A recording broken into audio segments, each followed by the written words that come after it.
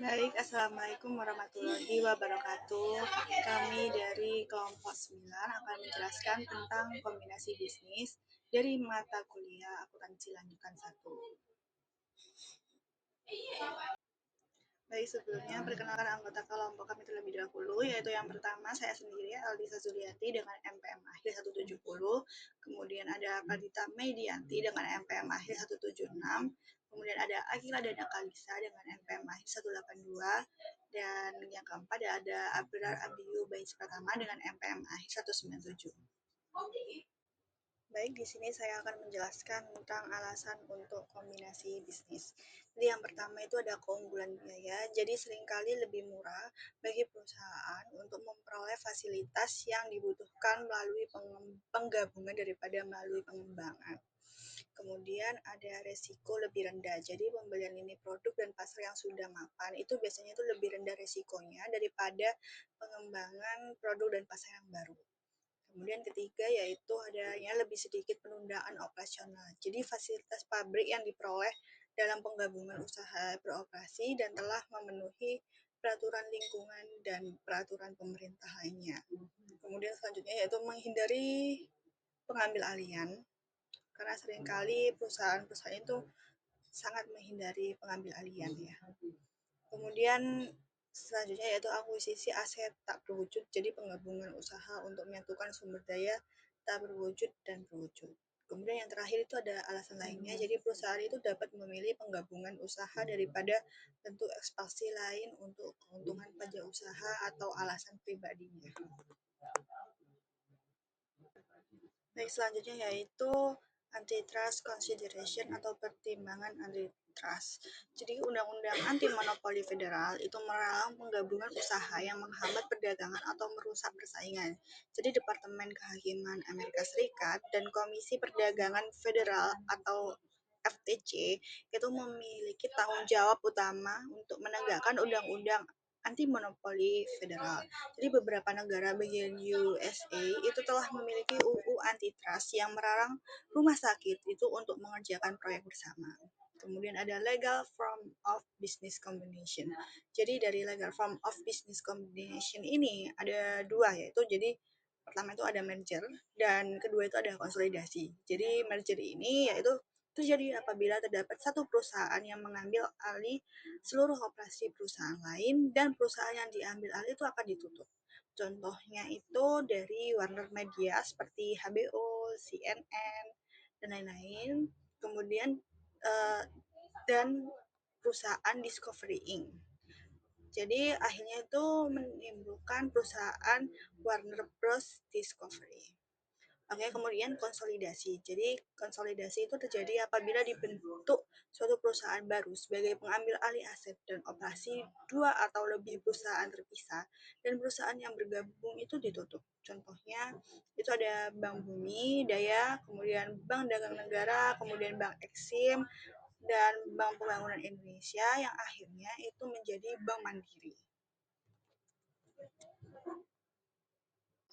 Baik, selanjutnya ada accounting concept of business, accounting for combination as acquisition atau akuntansi untuk kombinasi sebagai akuisisi. Nah, menurut GAAP, semua kombinasi bisnis setelah 15 Desember 2008 harus dicatat sebagai akuisisi menggunakan metode akuisisi. Dalam metode ini, aset yang diperoleh dan kewajiban yang diambil alih dicatat berdasarkan nilai wajarnya. Kemudian, biaya perolehan dihitung berdasarkan jumlah kas yang dibayarkan atau nilai aset lain yang diberikan sebagai imbalan. Biaya langsung dari kombinasi bisnis seperti biaya hukum, konsultasi, dan pencari dana harus dibebankan sebagai beban pada saat terjadi. Nah, dan biaya pendaftaran dan penerbitan saham dicatat sebagai pengurangan dari tambahan modal yang disetor. Sebagai contoh, jika Pop Corporation menerbitkan 100.000 lembar saham senilai $10 per lembar untuk mengakuisisi Sun Corporation dengan harga pasar saham $16 per lembar, maka Investasi dicatat sebesar $1.600.000 dengan biaya tambahan $120.000 terdiri dari biaya SEC, pencetakan sertifikat saham dan biaya konsultasi. Dari jumlah ini, $40.000 dikurangkan dari tambahan modal disetor, sementara $80.000 dibebankan sebagai beban langsung. Nah, setelah akuisisi selesai dalam metode penyatuan kepemilikan atau single entity method, investasi pada Sun Corporation dihapus dari aset dan aset serta kewajiban Sun dicatat pada buku Pop Corporation berdasarkan nilai wajarnya, termasuk seperti piutang, persediaan, dan goodwill. Nah, jika Sun Corporation ini dibubarkan, maka sahamnya itu juga dihapus dan mantan pemegang sahamnya menjadi pemegang saham Pop Corporation. Namun, jika Pop dan Sun tetap beroperasi sebagai perusahaan induk dan anak, investasi Pop dan Sun dicatat dalam akun investasi dan konsolidasi dilakukan untuk menyusun laporan keuangan gabungan. Selanjutnya yaitu ada pencatatan nilai wajar dalam akuisisi. Nah, langkah pertama dalam mencatat akuisisi adalah menentukan nilai wajar dari seluruh aset berwujud dan aset tak berwujud yang dapat diidentifikasikan yang kemudian diperoleh, serta liabilitas yang diambil alih dalam kombinasi bisnis. Hal ini termasuk ke dalam aset tak berwujud teridentifikasi yang berasal dari hak kontraktual atau legal dari entitas. Yang kedua ada proses riset dan pengembangan. Yang ketiga ada kontraktual yang dapat dialihkan. Yang keempat itu ada beberapa kontraktual yang tidak dapat dialihkan. Nah, kita sendiri menilai semua aset dan kewajiban yang dapat diidentifikasikan berdasarkan nilai wajarnya, baik yang tercatat maupun yang tidak tercatat dalam pembukuan perusahaan yang diakuisisi. Misalnya, perusahaan yang diakuisisi mungkin telah mengeluarkan biaya untuk mengembangkan paten, cetak biru, atau formula tertentu. Namun, dalam proses akuisisi itu sendiri, kita tetap menentukan nilai wajar atas aset tak berwujud yang dapat diidentifikasikan. Jadi terdapat 3 tingkat keandalan untuk estimasi nilai wajar. Yang pertama yaitu ada tingkat 1, di mana nilai wajar berdasarkan harga pasar yang telah ditetapkan. Nah, jika harga pasarnya itu sebesar $20, maka nilai wajarnya itu sebesar $20. Nah, namun jika harga pasarnya itu tidak ditentukan, maka kita bisa melakukan seperti tingkat 2, yang dimana yaitu menggunakan nilai kini dari estimasi arus kas masa yang akan datang yang kemudian didiskontokan berdasarkan suatu ukuran yang dapat diobservasi seperti tingkat suku bunga utama. Nah, jika ini tidak dapat dilakukan, kita dapat melakukan tingkat yang ketiga, yaitu menggunakan estimasi berdasarkan kesepakatan yang telah ditentukan. Selanjutnya yaitu ada istilah goodwill. Goodwill itu sendiri adalah selisih lebih antara harga perolehan atau cost investasi dengan nilai wajar aset bersih yang diterima. Menurut PSAK 22, goodwill adalah suatu aset yang mempresentasikan manfaat ekonomi masa depan yang timbul dari aset lain yang diperoleh dalam kombinasi bisnis yang tidak dapat diidentifikasikan secara individual dan diakui secara terpisah. Nah, goodwill itu berasal dari penjumlahan. Yang pertama yaitu nilai wajar atas imbalan yang dialihkan, yang kedua yaitu adalah nilai wajar value atas setiap kepentingan non-pengendali pada pihak diakuisisi, yang ketiga yaitu ada nilai wajar atas setiap kepentingan ekuitas yang sebelumnya dimiliki oleh pihak pengakuisisi pada pihak diakuisisi. Selanjutnya yaitu ada contoh kasus dari goodwill. Di sini sudah saya paparkan book value dan fair value-nya. Untuk goodwill itu sendiri kita menggunakan nilai wajar saja yang dimana kita membutuhkan total aset bersihnya yang merupakan hasil pengurangan dari total aset dan total liabilitas. Nah, untuk fair value-nya itu sendiri yaitu total asetnya ada di $1.440.000 dan dikurangi total liabilitasnya yaitu sebesar $240.000 menghasilkan total aset bersihnya yaitu $1.200.000. Nah, untuk soalnya yaitu PT PAM menyerahkan uang tunai $400.000 dan menerbitkan 50.000 lembar yang dimana per lembarnya itu sebesar 10.000 per saham biasa dengan harga pasar $20.000 per lembar untuk mendapatkan aset bersih dari PT San. Maka total nilai perhitungan pada nilai wajarnya yaitu sebesar $400.000 ditambah 50.000 lembar dikali $20.000 yang merupakan harga pasarnya menghasilkan 1.400.000 $100.000. Nah, nilai wajar aset bersih yang diterima sebelumnya yang udah kita hitung yaitu sebesar $1.200.000, yang dimana goodwill-nya itu merupakan pengurangan dari $1.400.000 dikurang $1.200.000 menghasilkan $200.000. Dari soal sebelumnya, kita buat jurnalnya menjadi di debit ada investment, yaitu sebesar $1.400.000. Lalu di kredit itu ada cash sebesar $400.000, ada common stock sebesar $500.000, ada additional paid in capital, itu ada $500.000. Nah, selanjutnya untuk ada pembukuannya yang dimana ada cash sebesar 50, ada net receivable ada 140.000, ada inventories ada 250.000, ada land 100, ada building 500, equipment 350, patents 50, dan goodwill-nya 200. Kemudian ditulis di kreditnya itu accounts payable-nya ada 60, ada notes payable-nya 135, ada other liabilities-nya ada 45, dan investment-nya yaitu sebesar $1.400.000.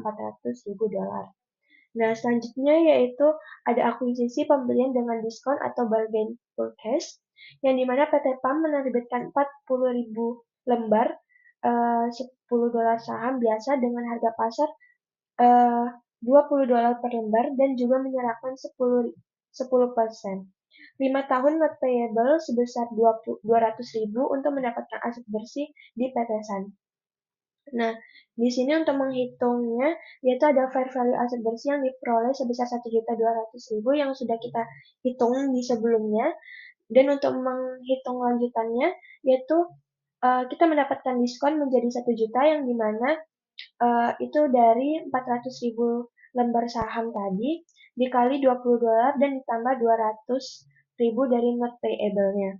Nah, jadi diskonnya itu totalnya itu sebesar 200.000. Nah, maka penjualannya itu sendiri menjadi investment di debit 1 juta, terus di kreditnya itu not payable sebesar 400, ada common stock-nya sebesar 400, dan additional paid in capital-nya itu ada 200.000. Baik, selanjutnya di sini saya akan membahas current GAAP for goodwill and other intangible asset. Jadi di sini GAAP atau ASC 35020 ini mengubah akuntansi goodwill secara signifikan pada tahun 2021. Jadi sambil mempertahankan perhitungan dasar goodwill, GAAP saat ini itu mengharuskan perusahaan untuk mencatat goodwill tetapi tidak mengamortisasinya. Sebaliknya mereka harus menilai penurunan nilai secara berkala. Dan penurunan nilai itu terjadi ketika nilai yang dicatat melebihi nilai wajar, dan jika mengalami penurunan nilai, goodwill dihapuskan dan kerugian dicatat. Jadi kerugian tidak dapat dibatalkan. Hal ini juga berlaku untuk aset tidak berwujud dengan masa manfaat yang tidak terbatas. Dan GAAP mendefinisikan unit pelaporan yang dimana komponen dengan informasi keuangan diskrit yang ditinjau oleh manajemen itu sebagai entitas yang dinilai untuk goodwill dan aset tidak berwujud lainnya. Lalu eh, biaya untuk aset tidak berwujud yang dikembangkan secara internal itu dibebankan saat terjadi. Dan uji penurunan nilai ini proses yang dibagi menjadi dua langkah, yaitu membandingkan nilai tercatat dengan nilai wajar pada tingkat unit pelaporan, dan jika nilai wajar lebih rendah, membandingkan jumlah tercatat goodwill dengan nilai wajar tersiratnya. Dan nilai wajar didasarkan pada harga pasar atau teknik penilaian seperti nilai sekarang dari arus kas. Dan pengujian penurunan nilai dilakukan setiap tahun atau lebih seiring jika terjadi peristiwa buruk tertentu. Dan aset tidak berwujud dengan masa manfaat yang pasti diamortisasi selama masa manfaat tersebut. Jadi GAAP itu mengharuskan pengungkapan signifikan tentang kombinasi bisnis niat baik dan aset tidak berwujud, termasuk pelaporan pos terpisah pada neraca dan laporan laba rugi untuk niat baik dan kerugian penurunan nilai. Lalu selanjutnya untuk pengakuan dan pengukuran kerugian penurunan nilai goodwill itu dibagi menjadi dua tahap. Yang pertama, satu, membandingkan nilai tercatat atau nilai buku dengan nilai wajar unit pelaporan. Jika nilai wajar lebih rendah dari nilai tercatat, lanjut ke tahap kedua, yang dimana nilai tercatat sudah termasuk nilai goodwill. Jadi pada tahap kedua ini bandingkan jumlah tercatat goodwill dengan nilai wajar tersiratnya. Jika jumlah tercatat goodwill melebihi nilai wajar tersirat, perusahaan harus mengakui kerugian penurunan nilai sebesar selisihnya. Dan kerugian tidak boleh melebihi jumlah tercatat goodwill dan kerugian yang sudah diakui tidak dapat dibalik. Oke, baik, selanjutnya di sini ada pengungkapan dalam GAAP untuk kombinasi bisnis. Jadi, GAAP ini mewajibkan pengungkapan informasi penting terkait kombinasi bisnis, yang dimana ASB mengklasifikasikan pengungkapan ini ke dalam 4 kategori. Yang pertama ada periode pelaporan saat kombinasi bisnis terjadi. Yang kedua, kombinasi bisnis setelah periode pelaporan tetapi sebelum penerbitan laporan keuangan. Yang ketiga, jumlah sementara atau provisional amounts terkait kombinasi bisnis. Yang keempat, penyesuaian terkait kombinasi bisnis.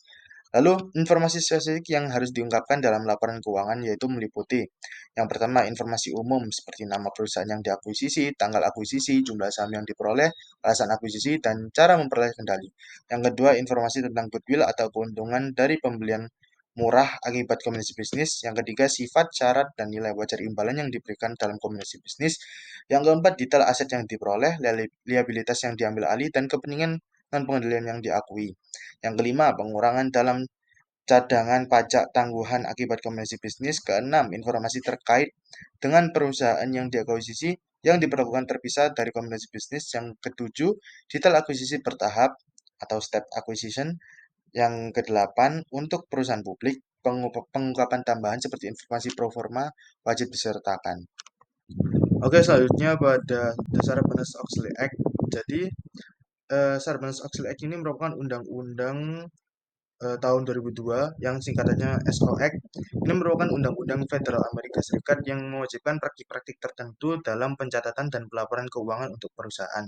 Jadi undang-undang ini tuh dibuat sebagai tanggapan terhadap skandal akuntansi perusahaan besar seperti Enron dan juga WorldCom pada tahun 2000 dan 2002. Dan undang-undang ini bertujuan untuk melindungi pemegang saham, karyawan, dan masyarakat dari kesalahan akuntansi dan praktik keuangan yang curang. Lalu area penting yang dijangkau oleh EXO Act ini yang pertama itu menetapkan Dewan Pengawas Akuntansi Perusahaan Publik atau BPAOP yang independen untuk mengatur profesi akuntansi dan audit.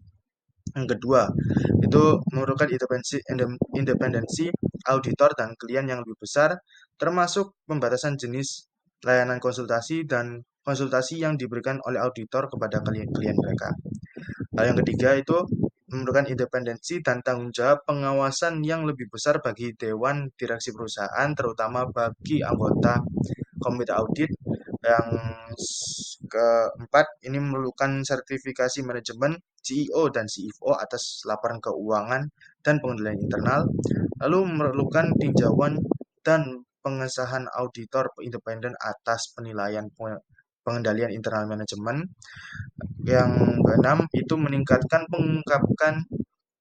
pengungkapan tentang pengaturan di luar neraca dan kewajiban kontraktual. Lalu yang terakhir di sini yaitu meningkatkan jenis item yang memerlukan ungkapan pada formulir 8K dan memperpendek periode pengarsipan. Baik, sekian pemaparan materi dari kelompok kami. Mohon maaf bila ada salah dalam pemaparan materi kami. Kami akhiri. Wassalamualaikum warahmatullahi wabarakatuh.